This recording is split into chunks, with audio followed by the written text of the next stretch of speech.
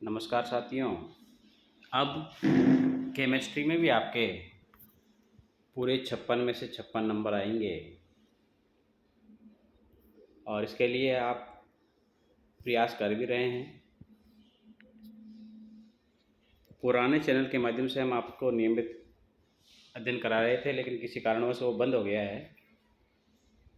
ये नया चैनल उसी नाम से है, रामदेव कॉलेज के नाम से, तो आप इसे भी सब्सक्राइब कर लें और अपने सभी साथियों तक इसको पहुंचा देवे, ताकि जो अध्ययन सामग्री इसमें भेजी जाएगी वो आप तक पहुंच जाए।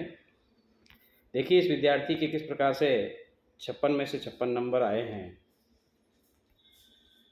ये केमिस्ट्री की परीक्षा, ये 56 नंबर की आपके 14 नंबर सत्रांक के भेजे जाते हैं और 30 नंबर का आपका प्रैक्टिकल होता है। 56 नंबर ये यानी कुल 100 नंबर हो जाते हैं। बहुत महत्वपूर्ण हो जाता है जब आप इतने अच्छे अंक प्राप्त करते हैं। देखिए सबसे पहले तो ये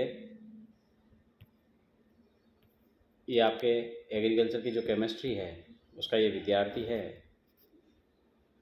सोमवार को ये परीक्षा हुई थी।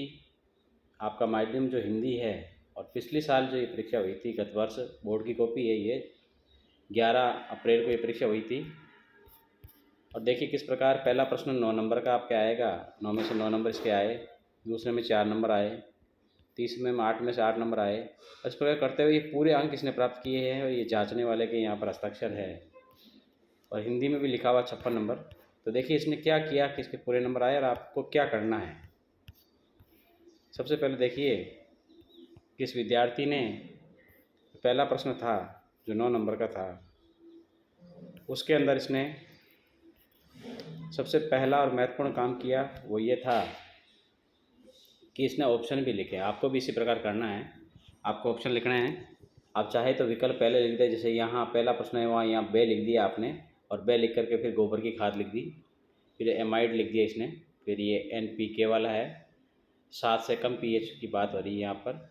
ये 6.5 से 7.5 200 CM, ये 3 है यहाँ पर, ये रिचका है और चूना पत्थर है। यानी कि ये पूरे देखिए यहाँ सारे 9 प्रश्न किए इसने, 9 एक एक नंबर दिया गया सभी में, और ये 9 में से 9 अंक इसने प्राप्त किए। आपको भी इस प्रकार से सारे प्रश्न सही करने हैं, एक भी त्रुटि नहीं करनी है। इसी प्रकार देखिए जो रिक्त स्थान वाला प्रश्न था, रिक्त स्थान का जो प्रश्न आता है बोर्ड में, इसमें भी इसने पूरे में से पूरे अंक प्राप्त किए। देखिए ये पहला ऋणात्मक था, फिर इसमें 10:1 आया, फिर फास्फोरस आया, फिर ये 4.9, फिर चूना पत्थर बालू, ये यहाँ तक ये हो गए 4 प्रश्नों के पूरे में से पूरे नंबर आए। फिर तीसरा प्रश्न था, उसमें चूना पत्थर बालू पत्थर उतरता तो 1 में से 1 नंबर आया।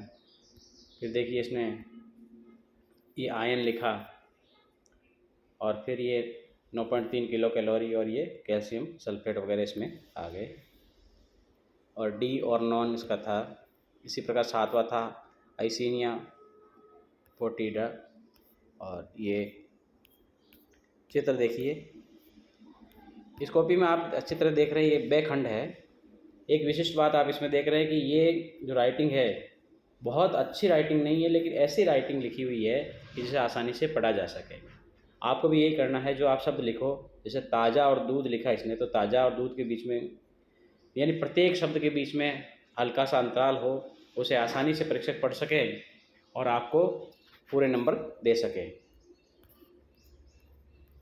इस प्रकार का आपको कार्य करना है कि आपके नंबर काटने की गुंजाइश कहीं हो ही नहीं। ये छठा प्रश्न देखिए, क्ले की मात्रा और प्रकार की बात आई थी। तो देखिए सिलिकेट क्ले की मात्रा एवं उसका प्रकार धनात्मक विनिमय को प्रभावित करता है। जैसे मोंट रोमिल समूह है, ये धनायन विनिमय समता और मृदा उर्वरकता वाला प्रश्न था। ये देखिए 1.5 में से 1.5 नंबर है। फिर ये सारीकरण किसे कहते हैं, जब मृदा संकीर्ण भस्मों का विनिमय होता है तो कैल्शियम मैग्नीशियम एवं पोटेशियम आयंस के साथ साथ सोडियम आयंस भी विस्थापित हो जाते हैं एवं मृदा संकीर्ण पर एकत्रित होने लगती है। ये देखिए इसके यहाँ पर रिएक्शन थी, केमिकल रिएक्शन भी इसने लिखी है। ये जिप्सम की अभिक्रिया किस प्रकार होती है, नाइट्रोजन की कमी के लक्षण क्या क्या होते हैं। देखिए नाइट्रोजन की कमी के लक्षण देख लीजिए एक बार। ये यहाँ पर ये बिंदु इसने दिए हैं। देखिए पहला कमी का पहला है पौधे पीले पड़ जाते हैं, दूसरा है उनकी वृद्धि रुक जाती है, तीसरा है पुरानी व निचली सतह प्रदर्शित होते हैं, दाने सुडौल नहीं होते और क्ले कम होते हैं। अब देखिए पोषक तत्व के पादप का अधिकरण की क्रियाविधि वाला प्रश्न आया था, डेट में से डेढ़ नंबर इसको मिला है। फिर यूरिया की मृदा से अभिक्रिया कैसे होती है, देखिए कैल्शियम CONH2 और HOH जल मिलकर के CO3NH4 बन गया। फिर ये अमोनियम तथा कार्बोनेट आयन से विघटित हो जाता है। इस प्रकार से अमोनिया आयन मृदा संकीर्ण पर अधिशोषित हो जाते हैं या अल्प मात्रा में जीवाणु द्वारा नाइट्रोजन में परिवर्तित हो जाते हैं। म्यूरेट ऑफ पोटाश का ये दिया इसने, 1.5 नंबर ले आया इसमें पूरे में से पूरा। फिर सिंगल सुपर फास्फेट का था ये प्रश्न, नमी की मात्रा 1 से 1.2%, कुल फास्फोरस की मात्रा 16% होती है सिंगल सुपर फास्फेट में, और सल्फ्यूरिक अम्ल जो है 4% होता है, 4%। फिर देखिए मृदा निर्माण में निम्न कारक होते हैं। कैसे मृदा निर्माण होते हैं, मृदा निर्माण के 2 कारक है प्रमुख, पहला सक्रिय कारक और दूसरा निष्क्रिय कारक। सक्रिय कारक कौन सा, जलवायु और जैवमंडल है, और जलवायु में वर्षा और तापक्रम है। निष्क्रिय में पैतृक पदार्थ, स्थलाकृति, समय इत्यादि इसमें जुड़े हुए हैं। इस प्रकार से ये यहाँ पर आपके आया है, तो ये अच्छे इसके पूरे में से पूरे अंक आ गए ये। और इसी प्रकार से देखिए आगे अगला जो प्रश्न है वो है ह्यूमस के रासायनिक गुण की बात आई थी और 3 नंबर प्राप्त हुए। से 3 में से 3 नंबर का प्रश्न था और पूरे नंबर इसने प्राप्त किए। इसी प्रकार का प्रश्न देखिए ये एल्यूमिना परत का था लेशिया के बड़ा, उसमें भी इसके पूरा है। पीएच का सूक्ष्म जीवों पर प्रभाव किस प्रकार पड़ता है, ये 3 नंबर का प्रश्न था, 3 नंबर आए इसके। ये सूक्ष्म जीव जो उनका पीएच देखिए, किसका पीएच कितना होता है।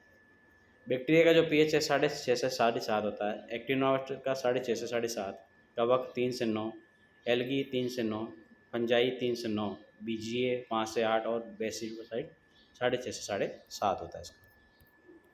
फिर यहाँ पर देखिए दूध की अपेक्षित घनत्व कितना होता है, तो दूध का अपेक्षित जो घनत्व है वो इलेक्ट्रोमीटर द्वारा ज्ञात किया जाता है। दूध के इकाई आयतन में पानी के समान भार आयतन का अनुपातिक अपेक्षित घनत्व कहलाता है।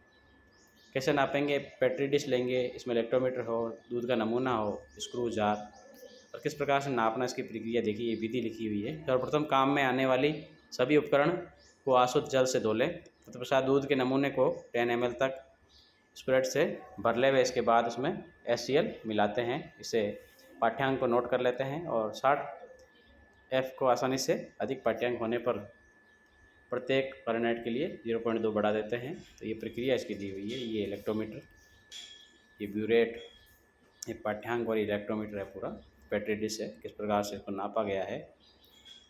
फिर इसके पश्चात ये देखिए अगला प्रश्न, पहली परत दूसरी परत जो है ईंटों की जड़ाई किस प्रकार की जाती है, टैंक कैसे तैयार करते हैं उसका है टैंक की विधि। और ये देखिए ये यहाँ पर परीक्षक संकेतांक और परीक्षक ने साइन भी किए हैं यहाँ पर बोर्ड की कॉपी में, और पूरे में से पूरे अंक आए हैं इसके। देखिए लास्ट में भी अंतिम पेज तक पहुँच गए हम। और इस प्रकार से हमने ये आज की कक्षा में देखा किस प्रकार से आप बोर्ड परीक्षा में एग्रीकल्चर की जो केमिस्ट्री है आपका जो विषय है उसमें आप अच्छे अंक प्राप्त कर सकते हैं और आपके अंक कहीं भी नहीं कटेंगे। यदि आपने सही लिखा है तो पूरे में से पूरे नंबर आएंगे, और प्रैक्टिकल में भी आपके अच्छे नंबर आए और शतरंज भी आपके अच्छे गए। तो इस प्रकार से आप पूरे 100 में से 100 अंक केमिस्ट्री में प्राप्त कर सकते हैं। बस आपको थोड़ी सावधानी रखनी है और प्रश्नों का उत्तर देते समय किस प्रकार प्रश्नों का उत्तर देना, ये हमने एक आदर्श कॉपी देखी एक विद्यार्थी की।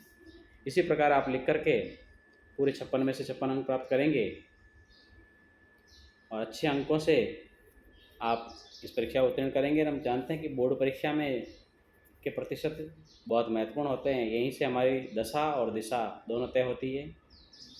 आपको उज्ज्वल भविष्य की शुभकामनाएं कि आप जीवन में सदैव प्रगति करें, आगे बढ़ें और अपने लक्ष्य को प्राप्त करें।